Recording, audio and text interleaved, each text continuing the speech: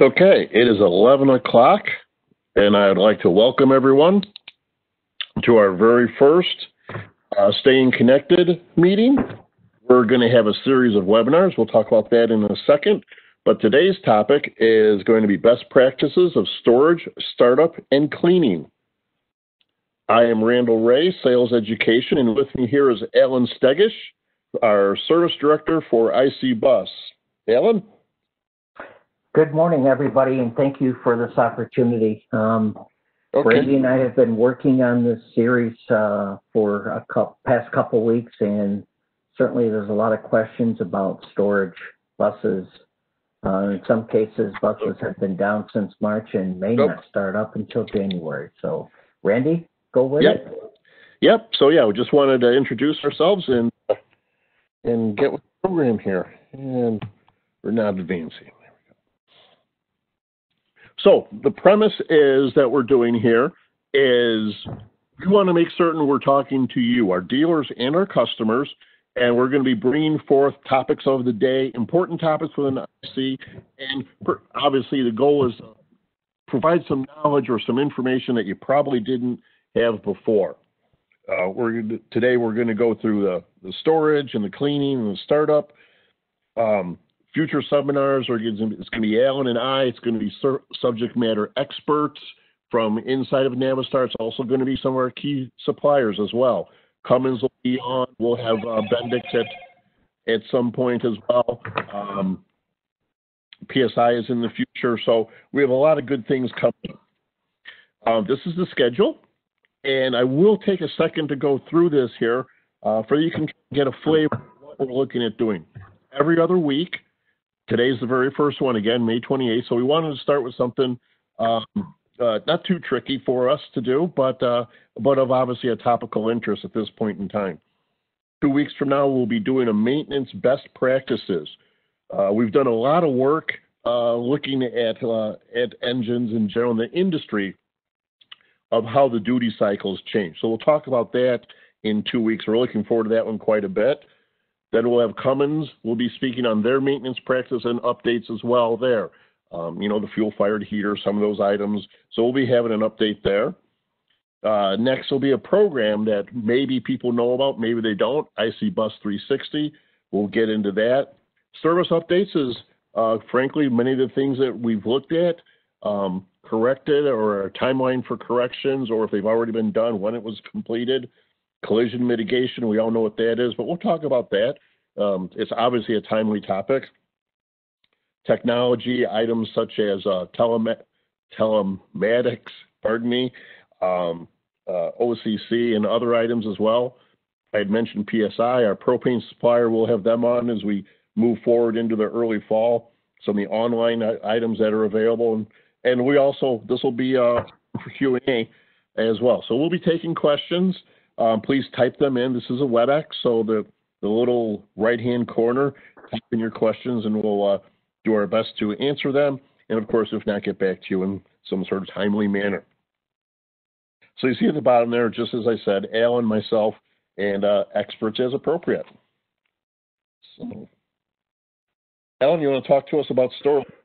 Yeah, so as I mentioned, a little bit of a lead-in, we have asked by customers and dealers about bus storage because this is kind of an unusual situation that we're going through with the virus. And so we went back to some of our suppliers. We went to Cummins, we went to PSI, went to Bendix, went to Meritor, and certainly from our information about what we need to do for storage. So on the storage and cleaning, we'll talk about parking and hazard minimization. That's basically weather. Storage precautions, we'll talk about long-term storage. Chassis maintenance during that period. For the spark engines, the diesel engines, we'll talk a little bit about that. We'll talk about the diesel engine, of course. And then Randy will kind of come in behind me also, and we'll talk about cleaning the exterior and interior of the bus and sanitizing it. Next slide, please. So one of the things I don't plan on doing is going line by line on each slide. This information that we are putting together in all these presentations will be available to you on the MRC, and Justin will put them into a folder. They'll also be on the sales app. Yep, and you can take this information. This is, I don't want to say it's generic, but this information certainly can be carried on forth to your customers. That was the intent, was to stay connected with you, stay connected with our customers. Interesting slide here. Those two pictures down below talks about moving the vehicles to higher ground. This was actually in the Midland area of Michigan. I live in Michigan. 2 weeks ago, we had some heavy rains and some dams broke in the Midland area. And these are actual photos of some of the buses that got caught. And, you know, so obviously, some strategy for summer storms, you know, you're talking about wind, you're talking about rain. And trying to keep the buses safe for this period of time. Bungee cords, tie down the hoods, entrance doors, engine compartment access, etc. So most importantly, of course, keeping the windows closed. So next slide, please. So a lot of this information came from our I Know articles that are available for our dealers and certainly for our customers. So kind of a reprint in a PowerPoint presentation, regular maintenance and replacement of worn, loose, or damaged items. This is the time to do it when the vehicle is going into storage. There are lubrication and maintenance charts available, whether it's through the owner's manual or certainly going through I Know, etc. One of the things obviously is important is check fluid levels and fill as required. Randy and I will talk about EGRs and coolant hoses for signs of leaks. And interesting enough is raccoons and rodents seem to like the sample of coolant. Batteries, obviously. Keep the batteries charged, do a resistance check, voltage amp checks for the alternator, the starter, and the batteries, particularly during this period. I know that several customers have Zonar as an example for telematics, and they can actually record their battery voltages or look at them. Certainly, cleaning up the battery boxes, it's important. And we've got some lubrication sealing grease, the Fleet Right that we mentioned, or C1 equivalent. Next slide, please. Maintenance intervals. This is the time to get it done, and we talk in several of our sessions, we'll talk about the difference between a bus and a truck. You know, we're looking at time, we're looking at idle time, we're looking at low speed operation. And in some cases, quite honestly, we're looking at severe applications because of handicapped special needs buses. Certainly, we recommend our dealer, our Fleet Right lubrication products and MaxForce engine original equipment parts, etc. So, good information. All this information is available, and if you have any needs or questions, you can work with our CSEs, our service people, and certainly get it up to our customers. Next slide, please. Long term, as mentioned. It's an interesting time. I talked to a dealer representative last week, and we were talking about school starting, and he said that he was concerned that they may not start school until January. One is because obviously the virus, they're looking at taking classrooms and knocking down walls so they can have more space between the pupils. So there's a lot of things going on, obviously, and for once, all the time now, it's not like you put them down and in September you get them back up and running. So going with it, we put some strategies together for long-term fuel tanks. I highly recommend that you fill at least to 80%. That helps prevent the fuel from going stale, as you probably know. DEF, very important. Recommend that the DEF tanks be filled to prevent gassing. And we're going to go into this a little bit more detail as we move through this. Had a large customer of mine that I work with quite often, and they called me and said, "Hey, by the way, since you're putting this together, don't forget to tell the us customers if they've got, an example, like fuel heaters, they need to turn them off." Because they were out there looking at their batteries, charging up some batteries on their buses, and the fuel heaters fired up at 1 o'clock in the afternoon. So, good stuff. Drive the vehicles. We've been through this quite often, with buses, trucks, vehicles. It's not a bad opportunity for the schools to exercise their vehicles, which is good for the brakes, the drive brakes, steering components, etc. Hydraulic pumps, especially hydraulic brakes, and certainly run the engine long enough to reach operating temperature. Next, please. Got it. So, some guidelines here about storage duration over 1 month. Kind of walk through about tires, fluid levels, start and run the vehicle, operating temperature, batteries, very important. Turn off heater, air conditioning accessories. One thing you might want to look at also is obviously the accessories like cameras and videos and stuff like this.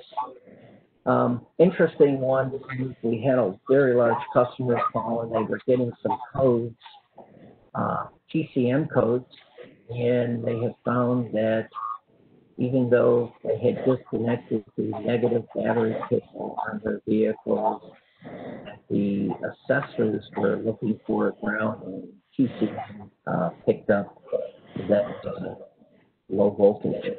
So if your customer is planning on disconnecting batteries, because that's part of the procedures, we would recommend that we disconnect the negative battery cable first, and then disconnect the positive battery cable. Next, please.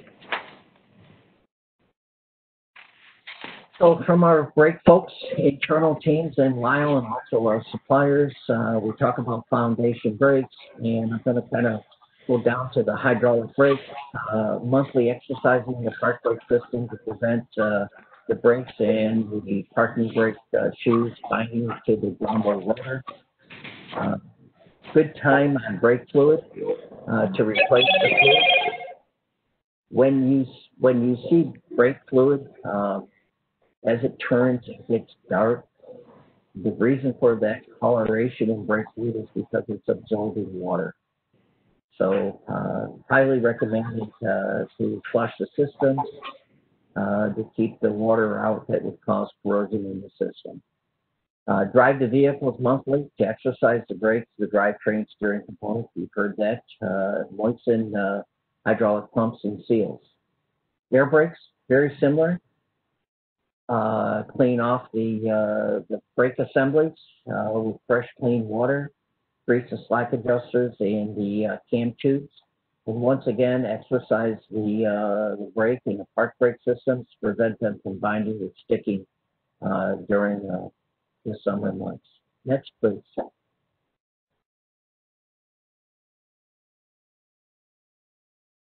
Randy? Getting there. Okay, no problem. Would be my screen. There we go. There you go. So I'm going to turn this over to Randy for a little bit. Okay. Well, thanks. We're going to talk a little bit about the spark engines, and it's the basics of what to do. Alan had said exercise the vehicles. That's something we do firmly believe in. Bring them up to temperature essentially every 30 days. Do all your checks. Bring anything that's not right up to snuff. It's not going to heal while it's in storage. Previously, through the I know process, and we've talked a lot about belts and tensioners over the last couple of years. Besides the belts, check your. We don't need anything sticking. We don't need anything loose. Topping off coolant. Check your freeze point. And of course, is it time to change? These vehicles were put away essentially, again, due to the virus, in a surprise mode. They were parked on Monday morning when we thought they'd be driving out, when you stopped on Friday. So there wasn't very much preparation. So obviously, take a look, where's the schedule of what needs to be done versus what's the actual of where we are right now. Okay. One thing we want to emphasize is oil left standing will oxidize. So changing of the oil is critical. Well, the maintenance procedures, obviously it's every 6 months or based upon your mileage.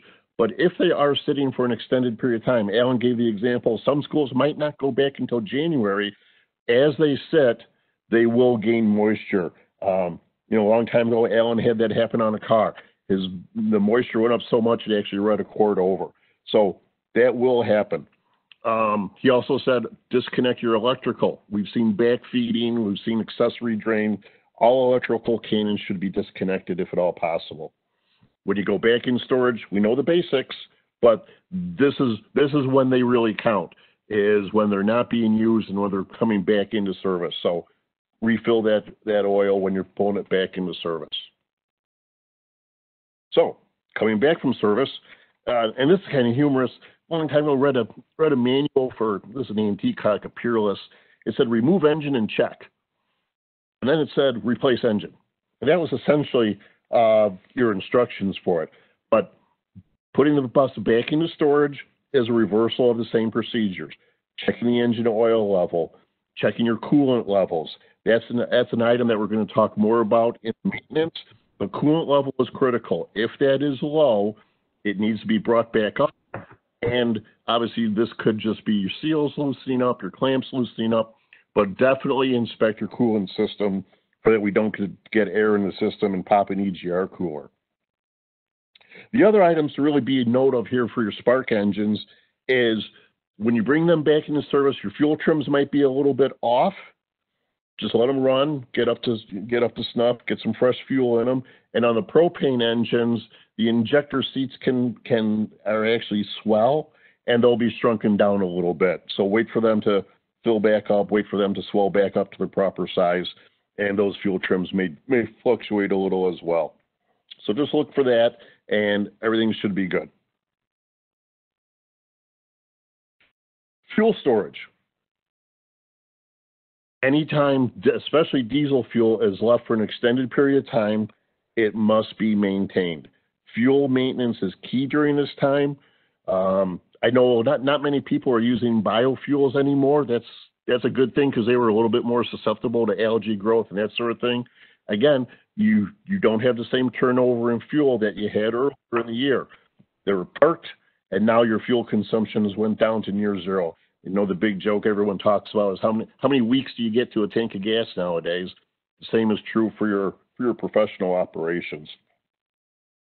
So as you can see, Cummins helped us out a little bit here, and you're going to see this throughout the time. We're definitely moving from just an international centric viewpoint to what is the industry doing? What are we saying? What can we gain from our suppliers? So, and Alan was key on then mentioning that earlier as well. So we're definitely going to have sort of I don't want to say all makes per se, because again, using that word generic, I don't like that word generic.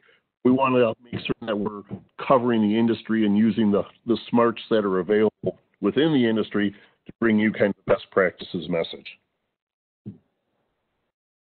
So Alan had mentioned DEF earlier. Sure. I guess to talk about it a little bit more.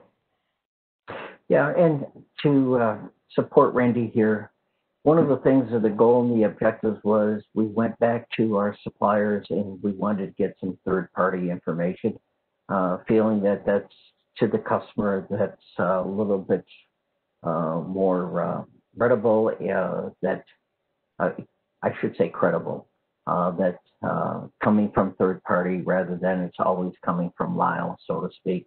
So as we do these presentations, you'll see a lot of this information come from our suppliers. As an example, talking to our representatives, our supplier Cummins, wanted to talk a little bit about DEF, and we had a lot of questions. So this is the Cummins Bulletin.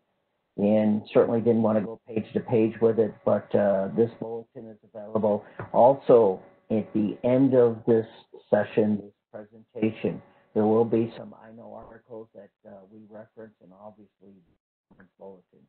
So there's an addendum in the back of these presentations for your resources. All right, next slide, please.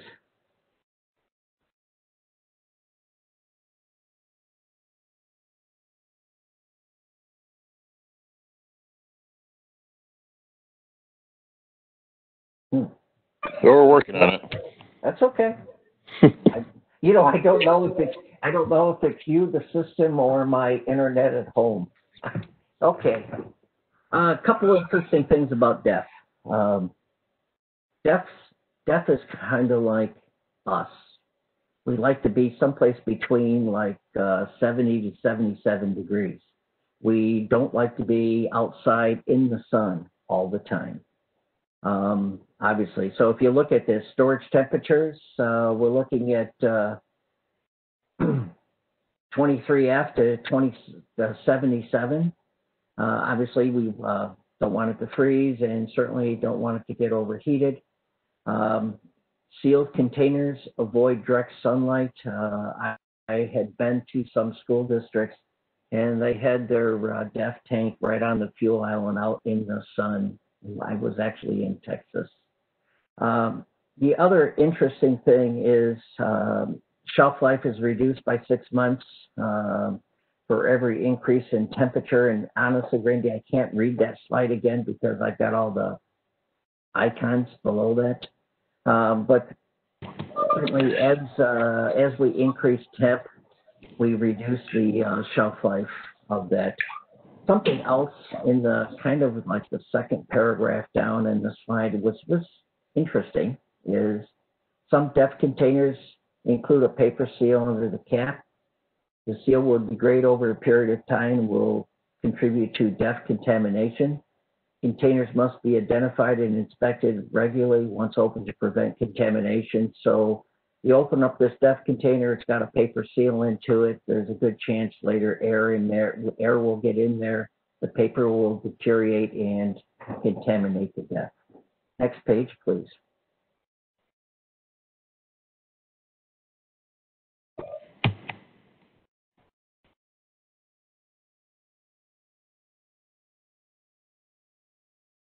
So, a little bit about handling DEF. It's not hazardous, short-term exposure, et cetera, like this. But as we mentioned before, I would recommend that for the customers, I would recommend that they top off their DEF tanks on their vehicles. One thing that we're lucky about buses is that we've got sheet metal shielding the DEF tank rather than a tractor type application. Long-term storage in vehicle in excess of 6 months is not recommended. However, periodic testing will be needed if these buses are going to be sitting for a long period of time. Next page. Certainly, there is information out there for testing the DEF and using the tool. And when you're looking at the specific gravity, we're looking at 32.5 plus or minus 1.5%. Also, a visual test, check for cloudiness in addition to the testing, the specific gravity test. Thank you.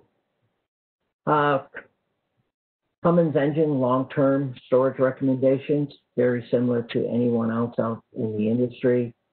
Change engine oil lubrication, engine lubricating oil, replace filters, fuel filters.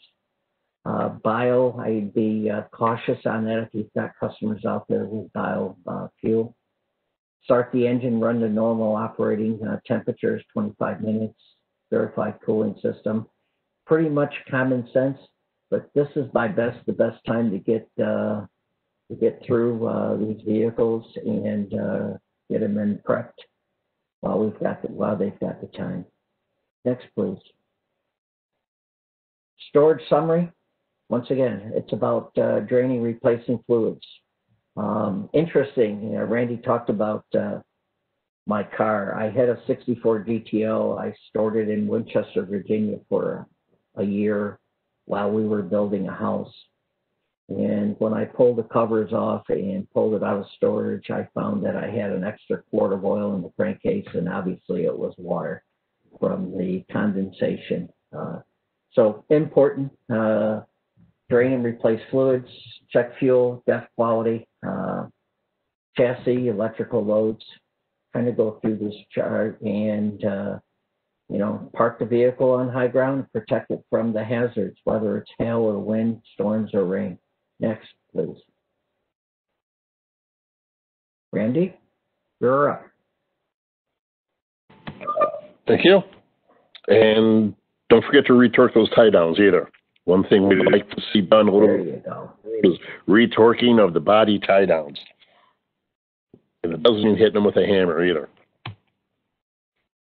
So, gotta go out, come back in. There we go. So, general cleaning.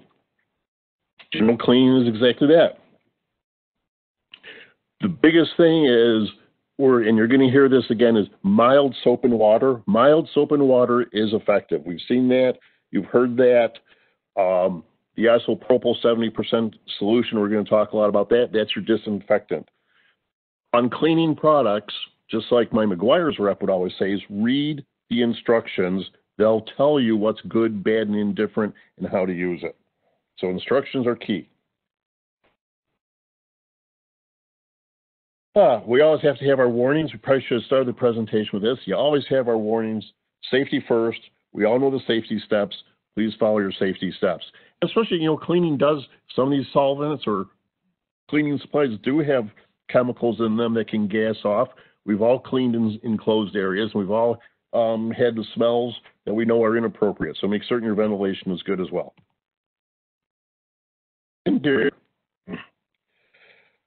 So what's written here is going to look like a lot of common sense as we go through it. And it is. And we just want to ask you to be cognizant of your environment going through the safety statements. We're talking about the specific areas as we go through this. So, general cleaning. Again, this is also in the operator manuals. Got to clean before you can disinfect. Everybody, we hear about COVID-19. That's all we hear about on the news nowadays. But the basics still have to get the dirt and the debris up first before you can really get into your deep cleaning. Surfaces can be washed with a damp cloth with warm water and mild soap. Rinse.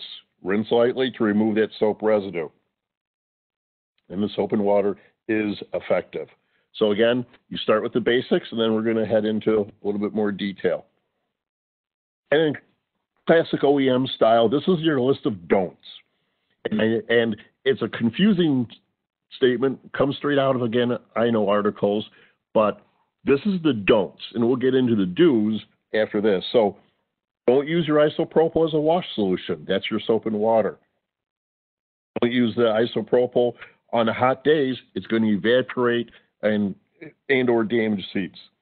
What we talked about in safety, vapors can accumulate, and effectiveness of the isopropyl is diminished in high heat because it's evaporating off. So that's your list of don'ts. And everybody's always going to look for the do's, which is much easier to teach to. And that's do use mild soap and water on your seats, on your seat belts, and then you can also then use your isopropyl 70% solution as the disinfectant. And it can be wet. We have, and I'm going to stay away from brand names here. You're going to see, a lot of advertising, a lot of communications from the whole industry and from everywhere you look. Is previously, a number of years back, we did have some bad luck with Simple Green on the seat belts. So that mild soap and water is key. ABS plastics. Back to the mild soap and water again. And again, this is also check with the manufacturer. What do the directions on the cleaning say? And you think about this, you're like, okay, Randy, you're saying mild soap and water an awful lot here. How do you think that plastic will look like? Take it out of the bus. If you just threw a hunk of ABS plastic out in the yard, sprayed it with some pretty harsh chemicals every day and let it bake, what's it going to look like at the end of 6-7 weeks? 3-4 months. So this mild soap and water is effective.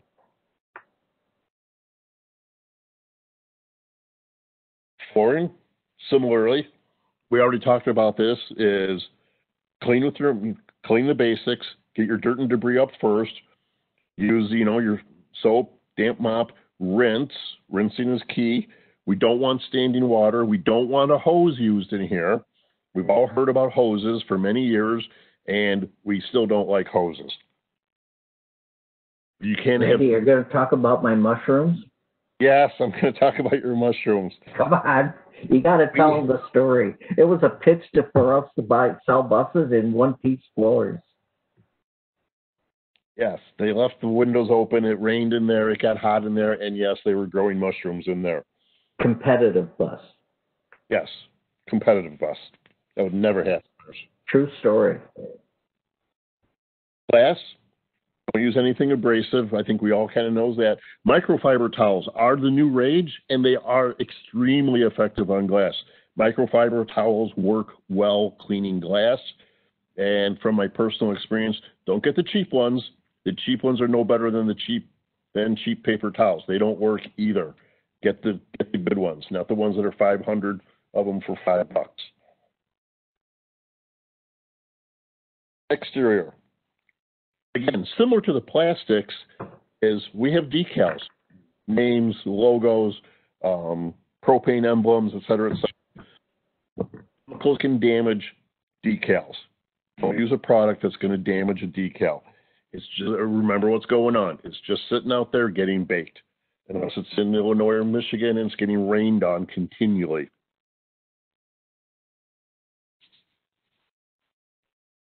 Painted surfaces. We know about bus washing, but bus washing is more than wanting to look good. We always want to look good. But again, at the very beginning, Alan talked about wind. What's in that wind but dirt and debris? So that bus is getting dirty just sitting there, and that dirt is getting baked in there. Talked about exercising them, make a regimen. I'm sure you already have that planned. Okay, it starts, brings up to temperature, we check it, we roll through the bus wash, and maybe we go into the shop for any fixing or reverse that order. But make that regimen, and then you're going to have a nice clean bus. The surface of your bus is going to stay nice and clean, going to be shiny, and everybody's going to go home happy. Again, mild soap and water is the best. Look to disinfect those touch zones. I know there's a lot going on in the whole industry about that.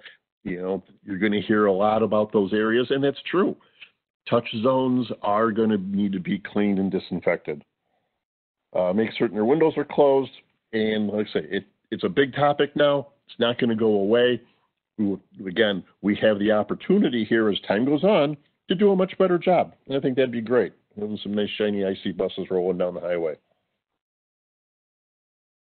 And lastly, on the exterior is we do know about in the wintertime, obviously, the magnesium chloride and the harsher chemicals that are being used on the road nowadays. Make certain these are washed off. They're also used in the summertime sometimes in lieu of the old oiling of roads. So washing is extremely important. Road chemicals are stronger, and they are much more common nowadays. I can't drive through my neighborhood in the winter without seeing the beet juice on the roads, and then that sticks onto the vehicles. So merely rinsing isn't really enough to keep them clean. Run them through the wash. Alan, you want to wrap us up on bulletins? So one of the, obviously, all this information is readily available. This presentation you could use for yourselves and certainly for your customers.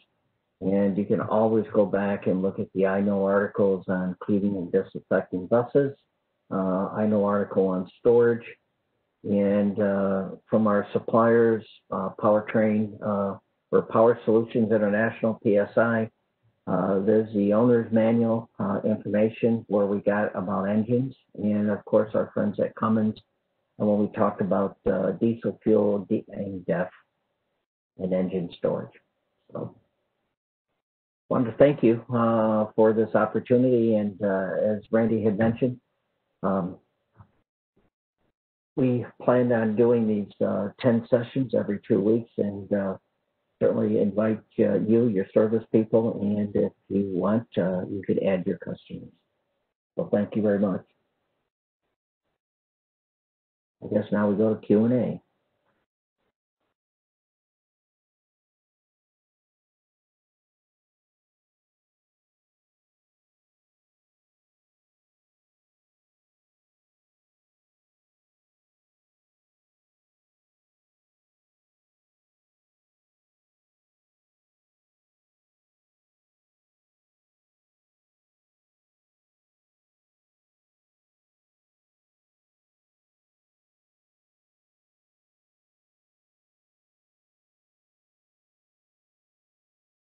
Don't hear anyone.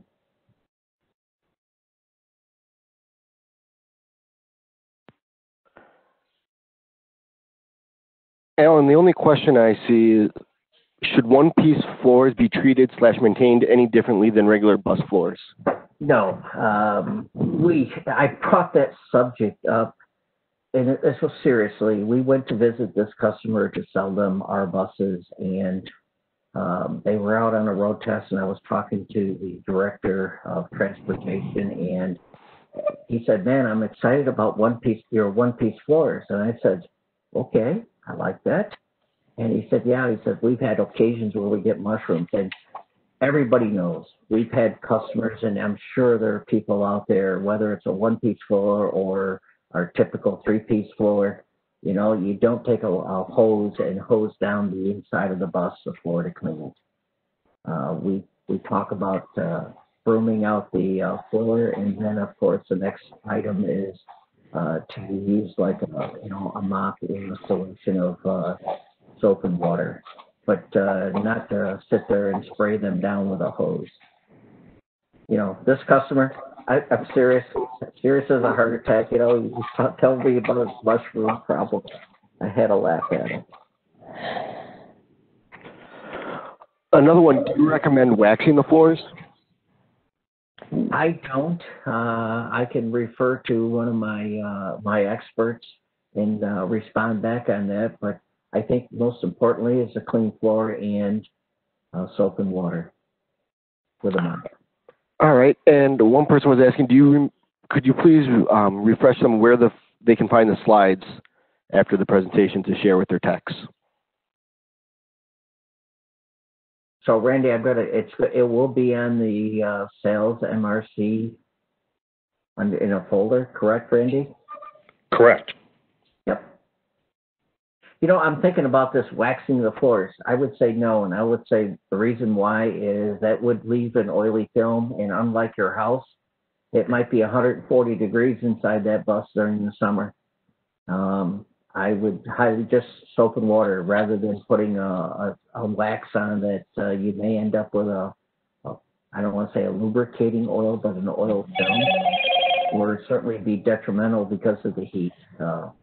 And certainly I don't want kids sliding in later, slipping and falling. So the answer on waxing is a definite no. All right.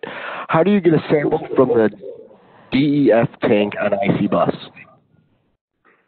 Actually, you can go, when I was working with a customer and we were actually doing fuel samples, and you can buy, there's a sampling tool that you can buy online, Google, and it's like a hose, and it's got like a little back syringe, so when you pull it, it's suction, and you can do your sampling in your fuel tanks with that.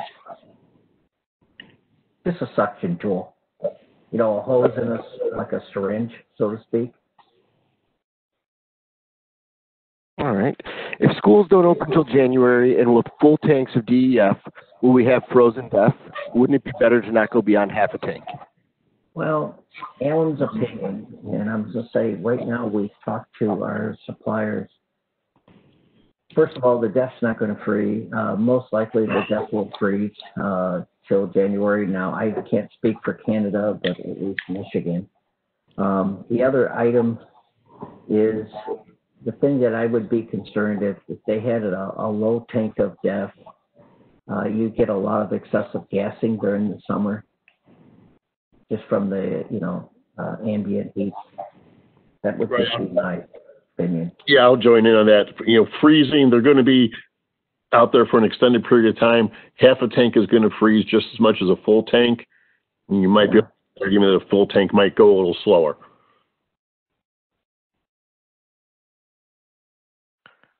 Good point, Bill. Thank you. That was a good. Yeah. All right. That looks like all the questions. Okay. Appreciate that. So we look forward to seeing everyone again in 2 weeks, where we'll talk about maintenance and trucks versus buses, and kind of a deep dive there so you can really understand that and why it's so important. So we're really looking forward to that. That'll be our technical presentation. Thanks, everyone. Appreciate your support. And we'll see you again.